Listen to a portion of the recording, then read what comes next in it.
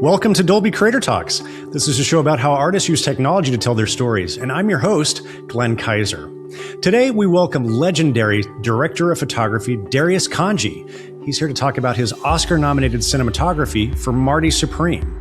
The film is nominated for 9 Academy Awards, including Best Picture, with Darius celebrating his 3rd nomination for Best Cinematography. This is Darius' second collaboration with director Josh Safdie after the Safdie brothers movie Uncut Gems back in 2019. I wanted to start our conversation there. Having worked together before and knowing that Josh wanted to make an even bigger, bolder movie and a period piece on top of that, what were those initial conversations like? What was it that got him excited to pick up the camera for such an ambitious project? Here's director of photography, Darius Khondji. Josh, when I first met him in Paris, he came to Paris for Christmas with his family, and that's the first time he really talked to me about the project. And we sat at a famous table in a famous Café de Flore, at the table of an iconic movie that we both love, but I don't know, it's a French film called The Mother and the Whore, La Maman et la Putain, by Jean Eustache. And there's a famous table where there's a long conversation there. I told him we're going to sit there. So he was like, wow, amazing. So we sat there, and it's an amazing film. And he started telling me about this project that he had. And it was Marty. We were supposed to do a film the year before, and there was a big strike and everything, and as you know, and we canceled this. It couldn't happen at that time. So when the next time I really saw him was in Paris, and he talked to me about Marty, that he wanted to be a very he wanted to be like a story about this man. They were writing the script, so they were fully in the script at the time. But he wanted to have a very he wanted to be very close to this person. He wanted to be almost like if you were putting a magnifier and observing somebody, almost like this is the way I transcripted what he was telling me. This is how I imagined from what he was telling me. You know, you always tell yourself a story from a story you're told. This is how fiction is built. You know, you tell yourself a story at an angle on it, and you take that angle, and then you enter the film from an angle. And he told me about the story of this man that was this young man that was a incredible champion of tennis. It was a true story. He said, this is a true story of a man that we're writing with Ronnie, but he wanted to push this and to tell about the story of a man and to go beyond. They wanted to go beyond himself, not completely conscious. He wanted to push it, to another level, his life, his experience. That someone that could not take no for an answer. He wanted to, and I think somehow, knowing Josh and the way he makes film on Uncut Gems, I think somehow it's a story of himself as well. A bit of it, somehow. Maybe I'm going too far, but I think there is a for me there is a bit of Josh Safdie in the character. This great young man, young American man that has very strong belief in what he wants to do, and that going far like this, really want to push far. And it's also the kind of American dream. It's a kind of an American dream, this is the way we see in Europe as a Frenchman, the American dream. For me, I was really telling the American dream more than telling a man going to out of space, was a man going to out of himself in space, in the world. You know what I mean? I'll be right with you. Much better model, more durable leather. Excuse me? Sorry. I bought a pair of shoes here the other day from him with the glasses. Marty? Yeah. This woman said she bought a pair of shoes from you? Oh yeah, you bought the brown Mary Janes, right? Yeah, I did. They're great. How are they treating you? I wore them out of the store. Okay. So I left my old ones here. Okay, what do they look like? There were two-tone pumps, wingtips. Lloyd, did you see her shoes? No. Is it possible that you maybe put them in one of the boxes of the other shoes that I was trying on and restock them? Okay, all right. If I saw the boxes, I'd be able to recognize them. Lloyd, can you help with Marianne here? Sure. Yeah, we'll check the basement. Come. Thank you. So this is what he was telling me, and I was listening. Usually when a director talks to me, I don't talk much at the beginning. I listen a lot. And then when it's the right moment, I feel, and if I need to say something, I say something. It's very important, you know? I love that. I hadn't thought about that as a metaphor for Josh's career. But you have to be a bit of a hustler to get ahead in this business, don't you? Yeah, you do very much so. And he's a bit of a hustler, but in a great way. I mean, for me, he's a president of the greatest filmmaking, you know, the young greatest president of the greatest filmmaking in new cinema, new American cinema, a new world cinema, full stop, you know. You know, I always hesitate to ask cinematographers about the film versus digital question because I feel like it's just always variations on the same answer, which is you pick the right tool for the right story, right? Yeah. So it's just not that interesting to me. But I'm going to ask you because I read you said at some point that shooting Marty Supreme kind of reawakened your passion for celluloid and for shooting on film. Can you talk a little bit about that? This is what I feel. I completely recognize myself behind these words.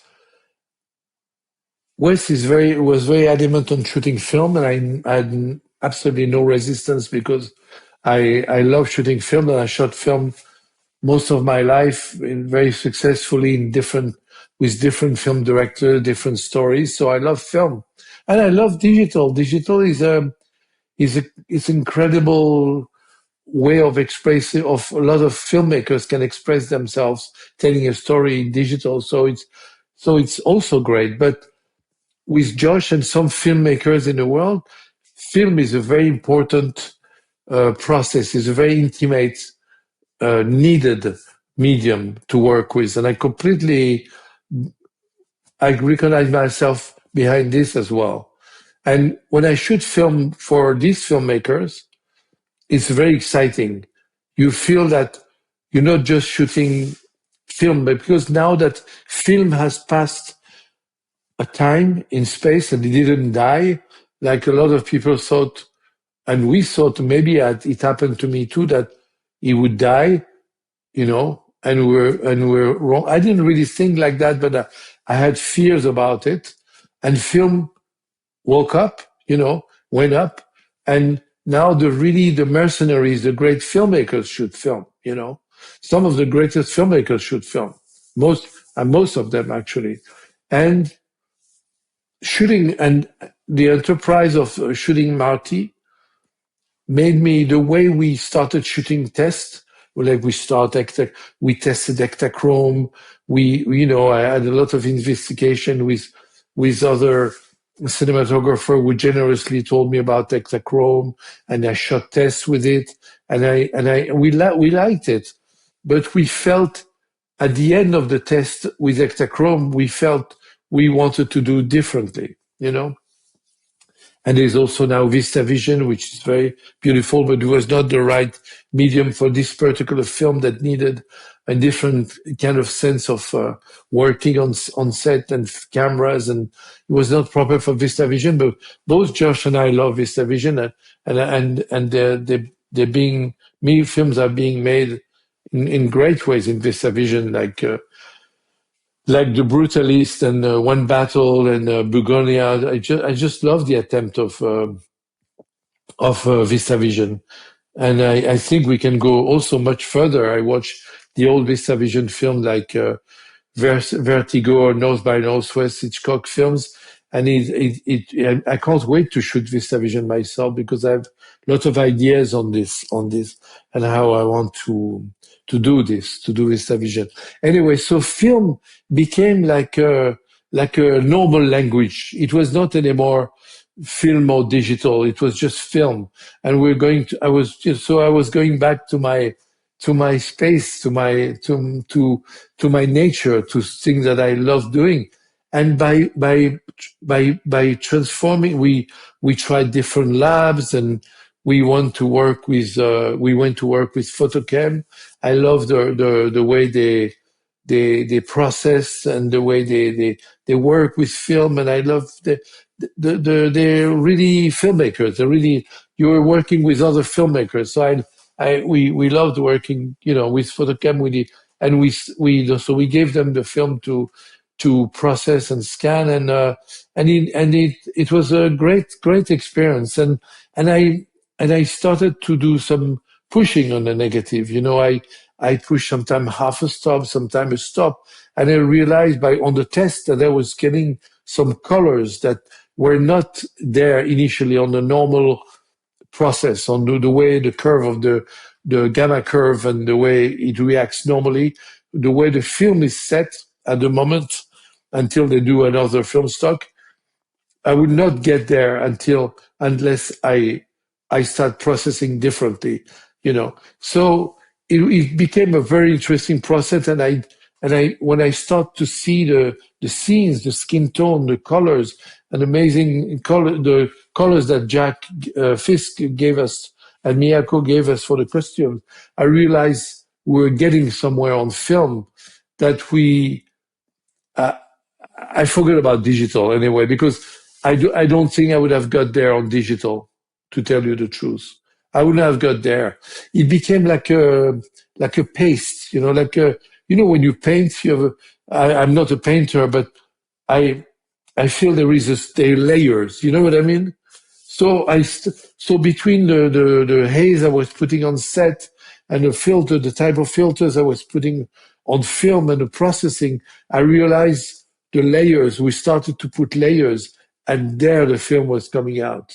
There the skin tone, the texture was coming out. And I felt we were doing something that was really exciting, I want to ask you a little bit about lighting, because obviously you're shooting anamorphic. That's a lot of glass. You just mentioned that you're putting filters in front of the lens. So, I mean, you obviously had to put quite a bit of light on the subjects in the film as well. Yeah, but it didn't matter. Sometimes you don't always need to put a lot of light on subjects in anamorphic. It's a wrong way of thinking. All my life, since my early years, I heard, anamorphic, you need much more light. Anamorphic can be also very minimal, or anamorphic, you need big spaces. But anamorphic, you can tell a film at closed doors and tell the story about three people, in anamorphic. I mean, Roman Polanski could have shot A Knife in the Water in anamorphic in a way, with three people on a boat, on a boat, in a journey on a boat, or you know what I mean? It's like an anamorphic can be a minimal thing. The important thing is the great thing is the way it renders close-ups. It makes actors bigger than life, like black and white does, like Orson Welles was doing in his movies. It makes people bigger. I'm talking about the real 2.2 anamorphic, the real old classic anamorphic of the 50s, the one that's really the color anamorphic. I wanted to go back to this feeling of the Douglas Sirk, Color Minelli films in anamorphic. This is where I was after. Not that I wanted to copy this, but we wanted to go towards a color like the 50s or 60s Ellen Levitt photograph, or in New York. We wanted to have a color that was like a fossil, that's something that doesn't exist anymore, that digital doesn't really render because it's just a copycat, We wanted to go to something original. And the glass you're talking about, the amount of glass you put on in front of a camera is actually very important. It's very important. Anamorphic is like a magnifier, it's like watching, at really close a character. And Marty is seen through the film like that. And then Josh immediately from the beginning went on with our lenses. We tested long lenses. When we were testing long lenses, I didn't know, to tell you honestly, I didn't know at what extent we were going to use long lenses. So we brought, thanks to Dan Sasaki and to Panavision, we had amazing lenses brought from Los Angeles. And we tested these lenses. And we tested this lens that we had on a cut gem that's a 360 millimeter lenses that's really beautiful anamorphic lenses, and we used a lot of it. We use 360, 280, 250, 180, 200 millimeter macro lenses. We used, we did wide shots with 75 millimeter anamorphic. It was just a great experience. Point, Mauser. Had a little fun with this one. Okay. Had a little fun, right? Gotcha. Service switches to Klutzer.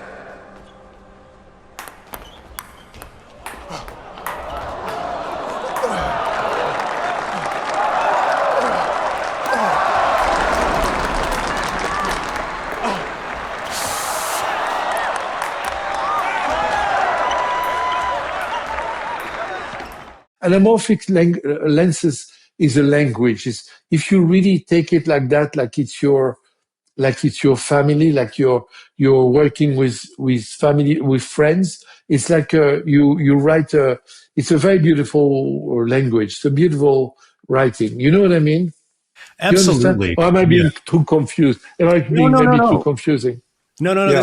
This is perfect, and I did want to quiz you about the lenses that you use, because I was so struck by the close-ups in Marty Supreme. Yes. And especially for an anamorphic film, I feel like it's a unusual, bold choice to tell as much of the story in close-up as you do, and so obviously that's this is just genius, yeah, but it's the lighting there as well, because often with very traditional Hollywood kind of soft lighting for close-ups, it's all about looking good. But you use the anamorphic in those lenses to really kind of get up close in Marty's face. And Timothée Chalamet had some extraordinary, it was extraordinary makeup that they put on him, and the makeup flaws.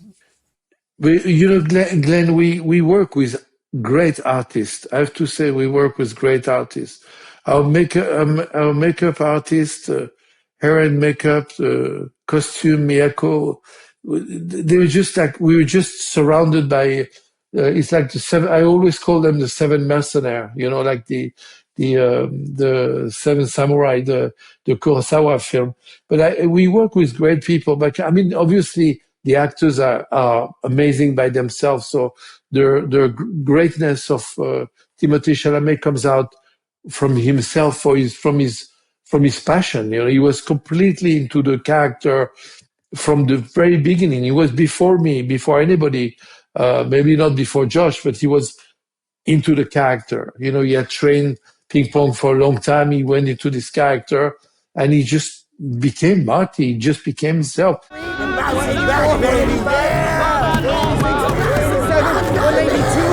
That's my part. 207. What the fuck are you doing? Are you out of your mind?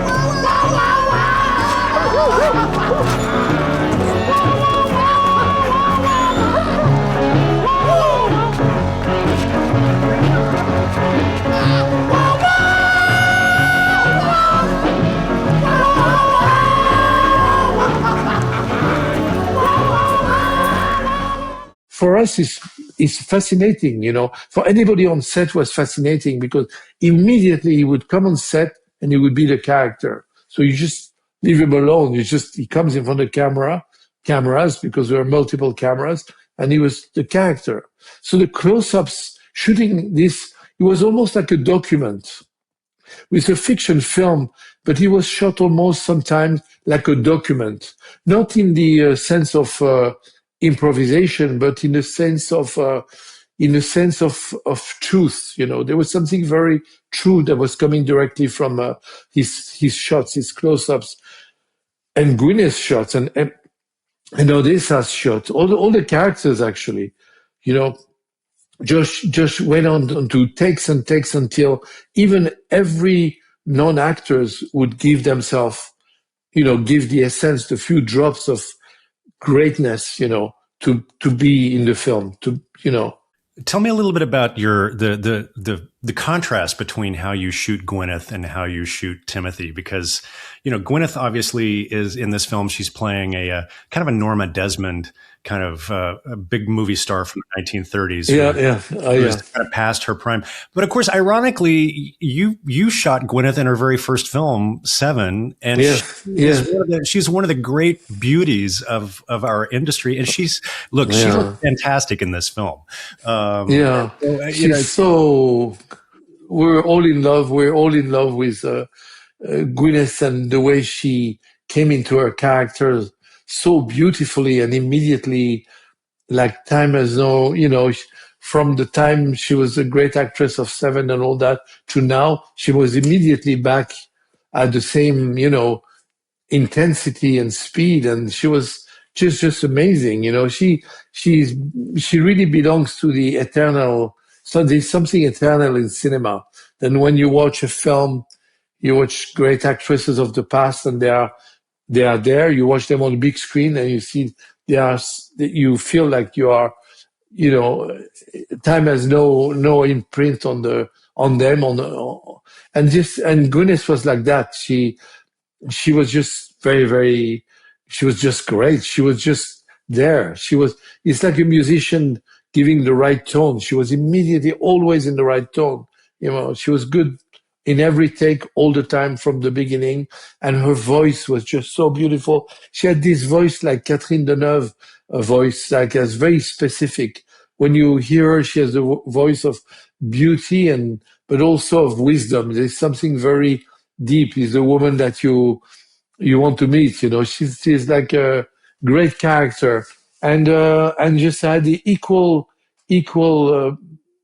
fascination and equal love of photographing her than I had at the time of Seven. Really, he didn't immediately, and it was just very exciting for me to see that. I feel like this movie is very much in love with faces, and you also have the challenge of working with a lot of, there were some non-professionals in here, some people that we don't normally think of as acting. I was very surprised. I was like, wait a second, is that Penn Jillette in this film? Yeah, I was just thinking, what a great face he has, and then the policeman in the park. What a treat for you! Yeah, I know. Just we were all so exciting, and also Jennifer Venditti, the most amazing, casting director. We're just so exciting because she was there all the time with us, and Josh was telling me, look at the policeman, look at him. It looks like a photograph of Ken Giaco. It looked like a photograph of the time of the people, and it was amazing. And Penn Jillette, I remember when first time he came over, he was like scary. I was scared by him because he has such a great presence. And immediately himself, he's not an actor, but immediately his aura, who he was, came out on film right away. So you were not joking with him. You were like, I was like behind the camera and was just like, whoa, he's just very, very strong, very scary. So the scene you see in the film, it's almost like real. It's like a document, I don't like using the word documentary, so I use the word document, as you can tell. I love, I love document like I love fiction.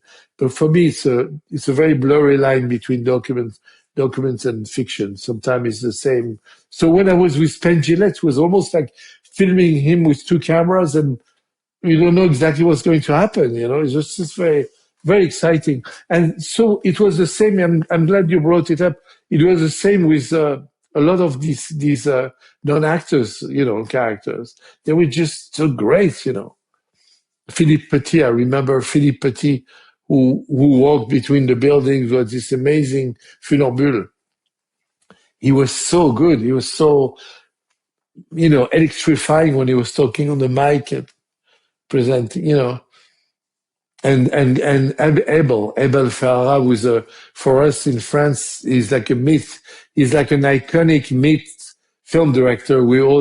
So I was really scared by him. I thought he was the most scary person and most dangerous person and whatever. I was just fantasizing because of his movies, And then I saw the nicest, sweetest man, and just just so passionate about cinema. So immediately I understood why Josh wanted him in the film, in his character. He was just so great. Everything was it was like a John Ford film in the sense of humanity. In John Ford's film, the humanity of the characters, or Jean Renoir's film, there was something very human, very, very strong there. And that's what I feel comes across beyond the brightness of the greatness of the film and the cleverness of the film is the humanity of the characters. It's very important, I think, and like people like Abel or Penn Jillette, but there's so many of them, Well, Darius, one of the things that I've always loved about your photography is the way you use shadows and pools of light to kind of guide the attention and the eye of the audience. And of course, there's some great moments like that. And I'm thinking about the table tennis tournament in London that just gave you some beautiful opportunities to play with pools of light. And this was such a treat for the eye. Tell us about shooting some of those sequences.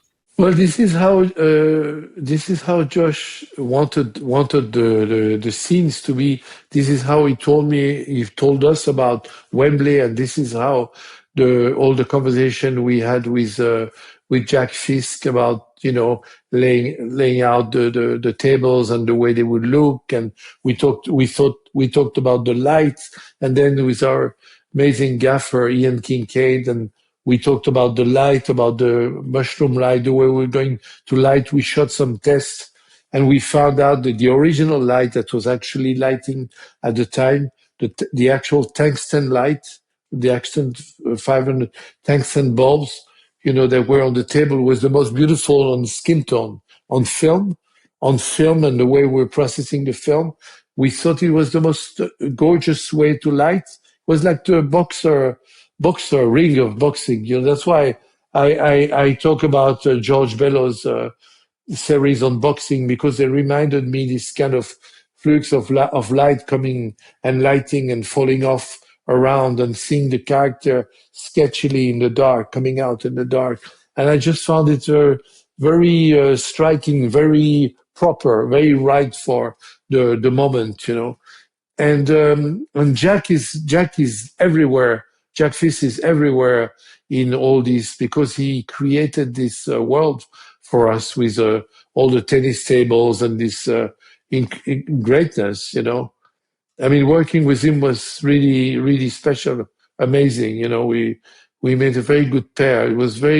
We worked together like very, very close. I don't like saying like brothers because it's a cliche saying brother, but I felt very, very close to him all the time, a very tender, strong feeling of the fact of working together, on the same thing for a director. Yeah. I'm glad you brought up Jack Fisk, who's obviously just such a legendary production designer. I cannot not bring him out. He's like Miyako. He's like, yeah.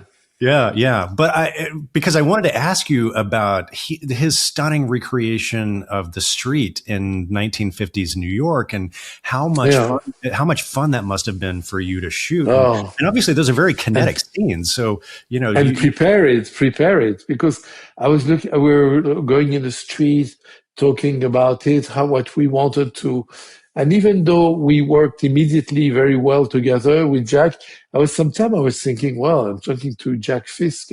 Maybe he knows I don't need to tell him anything. And he was always very, he had no ego at all. We worked with him very openly. He was ready to we could ask him anything we needed or we wanted or we thought would be good. But he had generally thought about it and was always going further in the thinking, And I was thinking, but how the hell are we going to recreate this? This doesn't look, the New York of today doesn't look like New York of the time. So I had my ideas of it, but Jack, he gave us everything I mean, we had a great producer, but Eli Bush and Anthony Kataga, they were a great pair of producers that were behind us all the time. But Jack actually really gave us everything we wanted, everything we needed. with the money we had. It was just everything was working really well. I think it's very important that you do a film, you dream big, like in the film, but you do it with the means, what you have, and then you extend it and you make it greater, But it was just a great group of people together. It's very important to point it out on this film. A great group of, not only their talent, of course, these producers are great, this production designer is great, of course, but they were all one common denominator was the passion. Everybody was passionate.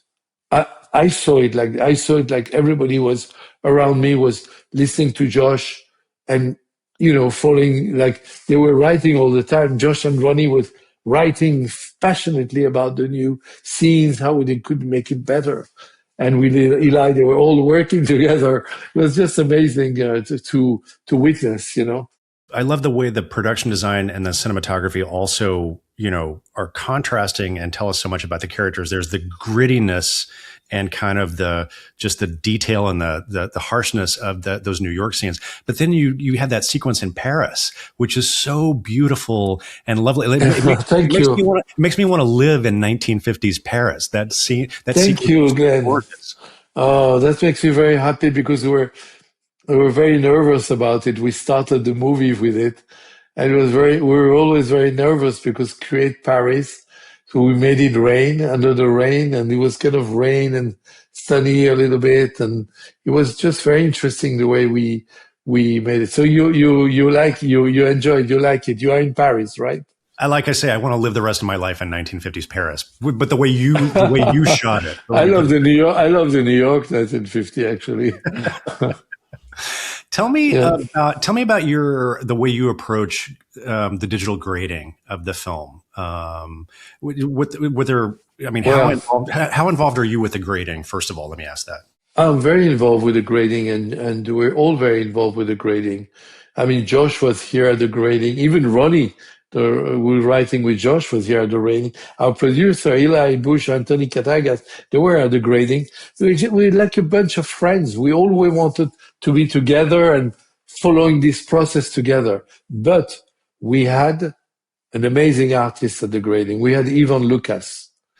I've worked with Ivan. Lucas. I love Ivan. Yeah, fantastic. Yeah. Ivan started with me on my short film in France.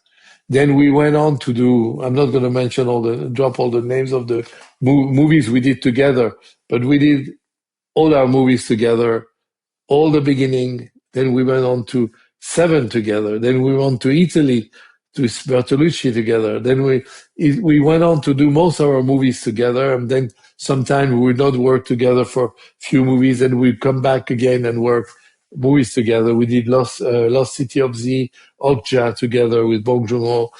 And very luckily we did Eddington together. It's a great film I did just before Ari Aster's amazing modern Western we did in New Mexico, just before Marty. And Ivan did both films, and both films are very different. They're completely different in the color scheme, in the contrast, in a way. And Ivan is just he's just this extra incredible artist. It's just this very special artist. So we were with him. And Ivan and I, we have a relation since always, and he's great because he doesn't, how do you say in France, brush me in the sense of the hair, Sometimes he's how do you say in English? He doesn't always say yes. He's not a yes man. He really listens to me. He say okay, and then sometimes you say no. You know what I mean? It's like he's a great person. A great person to talk to, when you do color like this. So sometimes we have conflicts even, but it's the result is here, He's just a great person. So we had on Marty, we had artists like this, with great person around. And it's very important, the casting of these people, they're all passionate. Even right from the beginning, like he loved Eddington, he loved Marty. He said, "Wow, that's amazing!" And then immediately, Josh could talk to Yvonne. He didn't mean me sometimes, He just Well, I love it when, you're working with a filmmaker at the top of his game who understands that all of these, I think it's a common mistake that people refer to them as technicians, but these are all artists and storytellers themselves, right? And they understand the value of story and how to use these tools to tell it. Yeah, I personally, I never refer myself as an artist because I'm French, and I feel very shy about. For me, artists are poets, musicians, painters, and some filmmakers, some film directors in the history of cinema. Like, Josh for me is an artist.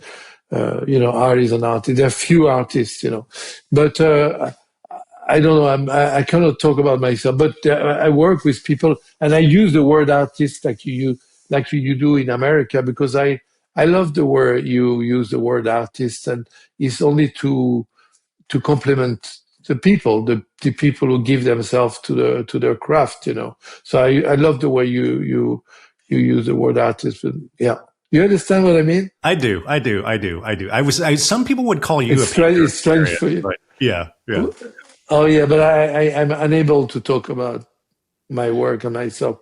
I'm very, very embarrassed with it. Well, there's another question I wanted to ask you about the grading. You obviously you love dark, rich, inky blacks. And I remember having some conversations with David Fincher back in when we were working on film about bleach bypassing and different processes to get those really rich blacks. And so I'm just kind of curious, is that something that you explore, spend a lot of time exploring in the digital grade? And obviously with the technology like Dolby Vision, you can get a lot of contrast and dark, rich, inky blacks in the grade. Oh, Dolby Vision. Dolby Vision is an amazing, amazing modern tool for filmmakers and for cinematographers too. It's like a very amazing tool. Yeah, it's our way to do to do this inky blacks. Is what I used to call what I call the China black, China ink black. When digital didn't exist for DI, I was using the color bypass process or the ENR process to opacify the prints or the negative of the print in order the light not to be able to light the same way everywhere. That's why I was also flashing the negative. And now you got me to talking technically. You got me. But the Dolby thing is a very interesting instrument, but you really need to drive it. You really need to, of course, the experts of Dolby that work with you, but you need to have a very good sense of how you do Dolby Vision, in order so it's not too bright or too brilliant, too shiny, too bright, I would like to do all my movies I photograph Dolby personally, because they give you the latitude, they give you the contrast. You can have the whites and the blacks you want, but you need to have a very discriminating way of taking, how you how do you get into this thing? It Dolby is not for just everyone, and it's for people who really want to bring filmmaking to another level. To go deeper in cinema.